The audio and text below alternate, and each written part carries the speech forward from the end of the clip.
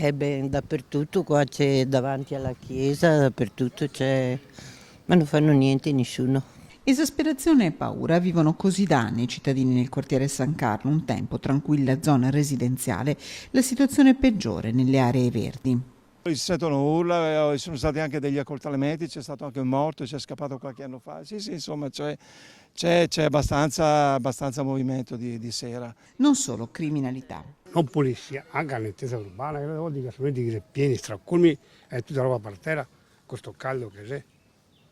Sono tanto parole di lingua, ma fatti. Atti di vandalismo continui, cartelli imbrattati. Area gioco riservata ai bambini, ma come vedete la delimitazione per garantire la loro sicurezza, ovvero un cancello, non c'è più. E come ci hanno raccontato i cittadini, per 3 volte il comune l'ha messo e per 3 volte qualcuno l'ha abbattuto.